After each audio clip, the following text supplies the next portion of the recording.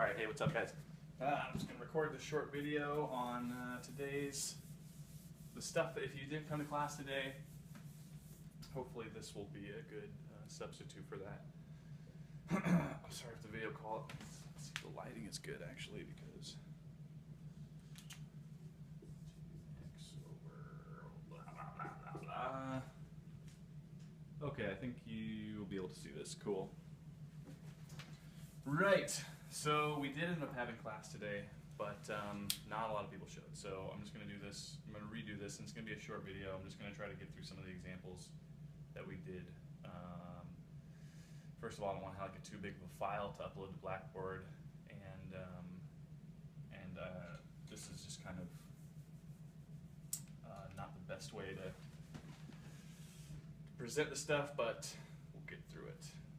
All right. So today we just did 6-7 and 6-9, and in 6-7 was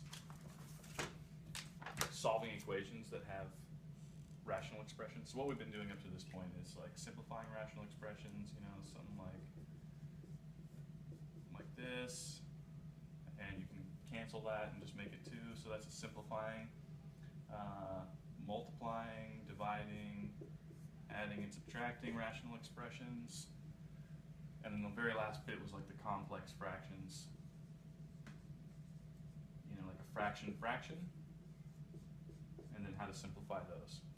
All right, so up to this point, that's what we've done. Now it's going to be how do you actually solve equations that have rational expressions. So I'll show you what that looks like. Let's do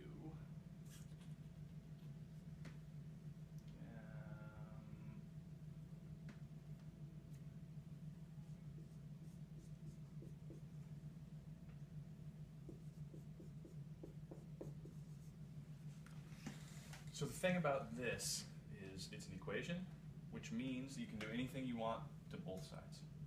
You can multiply anything you want on both sides because it's an equation. And the thing that you got to recognize is that you can't solve for x when you have a variable in the denominator of a fraction. So as soon as you see that, you have to get that out of the denominator. And this is how you do it. You multiply by x. But the fact that you've multiplied by x means you have to multiply by x on this side as well, because it's an equation. And this is what that does. When you multiply x by 4 over x, the x's cancel and you just get 4. When you multiply x by 5 over x, the x's cancel and you just get 5. And when you multiply by x by 1/2, you get minus x over 2. And now you can solve for x. So minus 5 from both sides, and multiply by negative 1/2, the reciprocal on both sides. And you get x equals 1/2.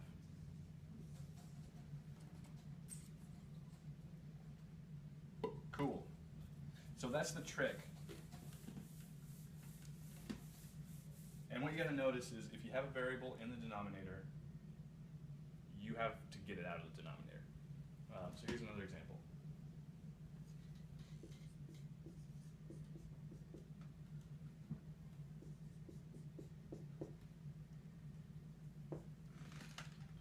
This is an equation. This fraction has a variable in the denominator. This fraction has a variable in the denominator. And you can't solve it until that's not the case. So to cancel this from that denominator, you multiply it by that thing, which is 3x.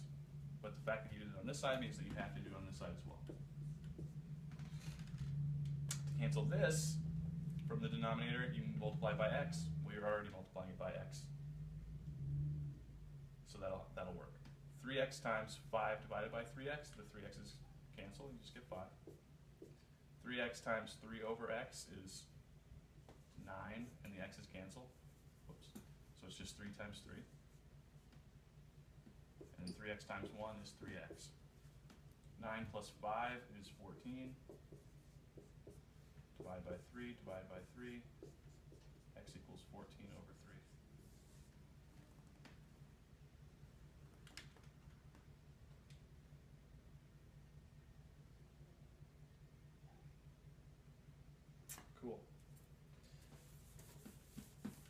right, so that's really the gist of it.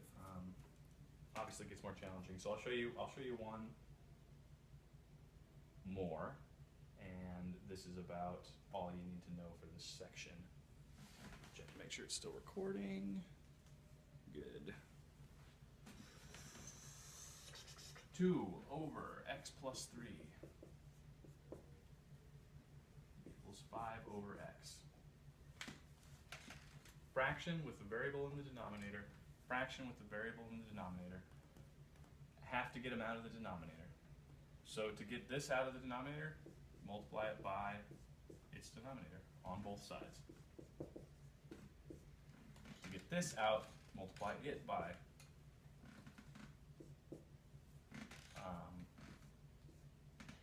on both sides.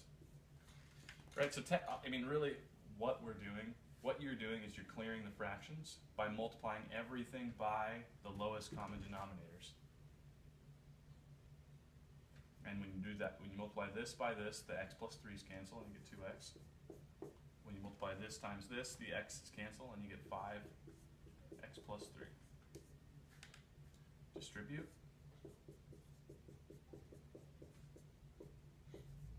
Minus 5x from both sides. Divide by negative 3. X equals negative 5.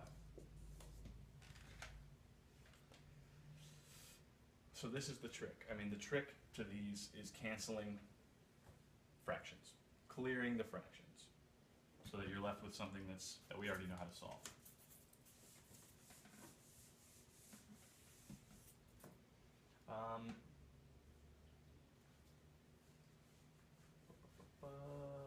Yeah, so one more, x minus 2.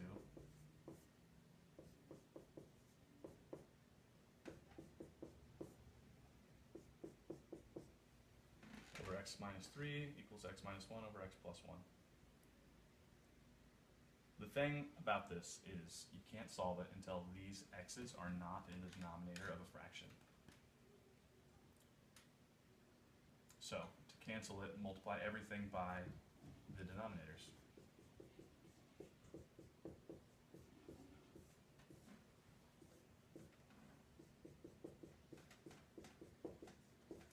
And what I'm really doing is multiplying this. Okay, but when I smash everything together, the x minus 3's cancel. So over here you get x plus 1, x minus 2. Smash everything together here, and the x plus 1's cancel. Get this scenario. Foil this, x squared minus 2x plus x, and x squared minus 3 minus 1. Now collect like terms. Minus x squared from both sides, so those go away. Plus 4x on both sides. So plus 4x minus x is 3x. And then add 2 to both sides. Divide by 3, divide by 3, x equals 5 over 3. That's about as hard as it's going to get.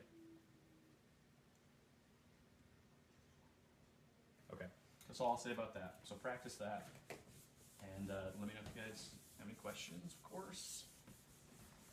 All right. The last bit of the chapter is, just make sure this is stored. Good. The last bit of this chapter is it's kind of like a standalone topic, but it was something that I did want to cover because it's going to be in Math 105, or else at least it was last time I taught that class, and it's called variation. So what I told everybody in class today is there are a couple ways you can relate two things with each other. So if you think about like height and age, like if this is your age 7, age 8, age 9, 10, 11, 12, and this is your height, as you get older, you get taller. So when you increase your age, you're also increasing your height. Looks something like that. This is a kind of variation called direct variation. Or you could say age is related to height directly. Means that as you increase one, you also increase the other. So some other language that you use is age is directly proportional to height. Age varies directly with height. These are the kind of things that we say, the language you use to say that. There's another kind of variation, though, called inverse variation, where when you increase one, you're decreasing the other. So for example, the example I used in class was like, if you say you're starting at 6 o'clock, time versus temperature. So if it's like 6 o'clock in the evening, 7 o'clock, 8 o'clock, 9 o'clock, 10 o'clock, as time moves forward, it's going to get a little bit colder and colder. So as time moves forward, temperature moves down. As you increase time, you're decreasing temperature. That's called inverse variation. So there's a couple different ways. Actually, you don't even need to talk about specific things. So you can just say X varies directly with Y. Something is directly variable with another thing. And mathematically represented, that looks like this. Inverse variation looks like this, where this just says something equals some number multiplied by x. Y equals some number multiplied by x, and this says y equals some number divided by x. So what this is this is direct variation, and this is inverse variation. And if you just look at this too, say you make x 1. Actually, no. Say you look at y equals 3x. If you increase x, say you make x 1, then y is 3. Say you make x 10, then y is 30. Say you make x 100, then y is 300. So as I increase x, I'm also increasing y. Oops. As x increases, y is increasing. But if you look at this one, say y equals 3 over x. If I make x 1, y is 3. If I make x 10, y is 0.3. If I make x 100, y is 0.03. So as I increase x, y is decreasing. That's inverse variation. Alright, so this is really all you need to know. These are the two equations of variation. This is direct variation and this is inverse variation. And these variation problems go the same way every single time. You'll get a problem that will tell you how two things are related. So it'll say something like y varies directly with x, or y varies inversely with x. And then it will say x equals 5 when y equals 10. It'll tell you x equals this and y equals this, and that gives you enough information to figure out what k is. And then it will ask you one more question. So it's always this three-part thing, so let me show you how it works. Find the equation of variation in which y varies directly with x, and y equals 36 when x equals 9, then find y when x equals 20. Alright, so that's just said three things, but if you unpack it a little bit, the very first sentence is find the equation of variation in which y varies directly with x. What that means, when that says y varies directly with x, it's saying use this equation. So the fact that it said y varies directly with x gives you that. That's what it's telling you. Then it says, well, y equals 36 when x equals 9. So you just pop that right in there. Y is 36, x is 9. Now you can solve for k. Divide by 9. So k equals 4. Now that you know k, you know the equation. It's y equals 4x. And then it said, find y when x is 20. So we already know k, when x is 20, I'm just using this, I'm using this equation. And 4 times 20 is 80. There we go. It's this 3-step process.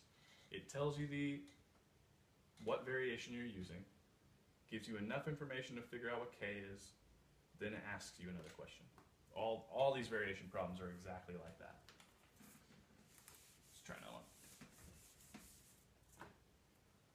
one. Find the equation of variation in which y varies inversely with x and y equals 3 when x equals 25, then find y when x equals 10. So same format here. Find the equation of variation in which y varies inversely with x. That's telling you to start here.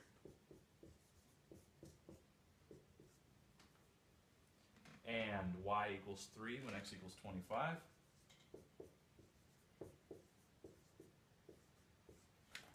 Knowing this, I have enough information to figure out what k is.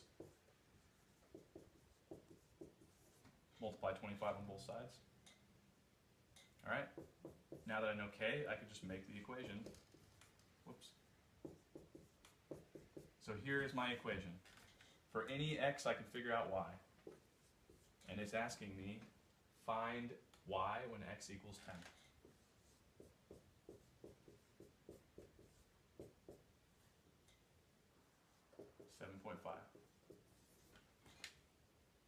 And there you go.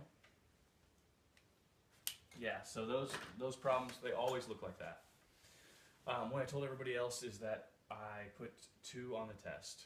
So I put a direct variation 1 on the test, and I put an inverse variation 1 on the test. And they're the last 2 problems. For anybody that has that practice packet, the Chapter 6 practice packet, it's question 21 and 22. Those are the 2 you'd want to look at to practice those. And, of course, my Math Lab homework ones. So anyways, I hope that was enough to get everybody started in case you missed class today. By the way, I'm not going to dock anybody any points for in-class. We didn't do an in-class assignment. So everybody's going to get 3 points today for the in-class element of that, regardless if you were there or not, because of the snow day. So anyways, if anybody has any questions, text me, email me, and we can get this figured out. Yeah, anyways, all right guys, good luck.